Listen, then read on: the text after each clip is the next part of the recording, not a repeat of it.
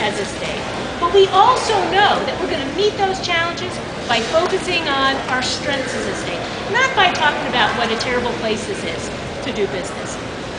Brian has come out with a plan, an economic plan for the state, and I have to say, he's got a very simple view of things when we're facing really complex problems.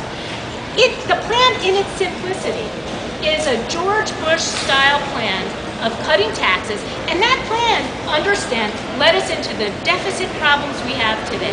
That is unacceptable for Vermont. That is not the vision we have. It's not that we don't recognize that we've got challenges, and that we've got to make sure our taxes are creating the right kinds of incentives for economic growth. But what he has in his plan are numbers that do not add up. They're numbers that are going to lead Vermont into a deficit situation. As Democrats, we have a positive vision for Vermont, starting with our strengths as a state, the things that make this a great place to live and to raise our families, and that's what we're going to be offering to the people of Vermont.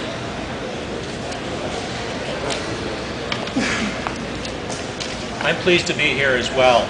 You know, we've had a very interesting campaign with 5 excellent candidates who have shared visions and have had complementary ideas. In fact, sometimes people said, what's the difference amongst all of you 5? Well, the difference between any one of us and Brian Dubie is immense.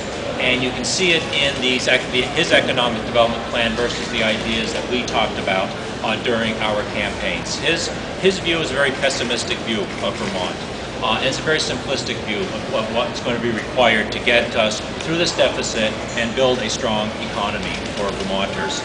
We all agreed, I think all 5 of us agreed in our plans, that we need a strong state government that's prepared to work with our businesses and work with our communities in a very positive and constructive way to build a solid foundation for economic growth and to make sure that government is doing very well what only government can do, which is to build that foundation.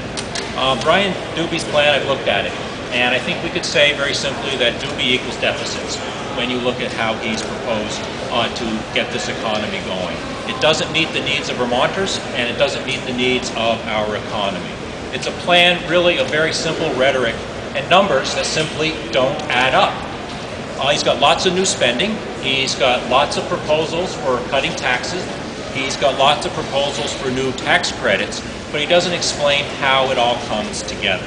He doesn't say how we will balance a budget if he does all of the things that he has proposed to do. This is make-believe.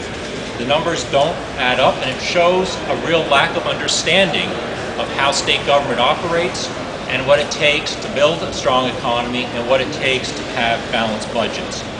In many ways, it's an indictment of Brian's participation, or perhaps I should say lack of participation in public policy and in state government over the last 8 years. It shows a lack of understanding of what it takes to balance a budget and to move an economy forward. He's had 8 years to put forward some specific ideas to back up the rhetoric in his plan, and he hasn't offered those ideas in the last 8 years, and he hasn't offered those ideas in this plan today. So it amounts to big promises and deficits as far as the eye can see for the state of Vermont. It's a recipe for economic disaster, not economic growth.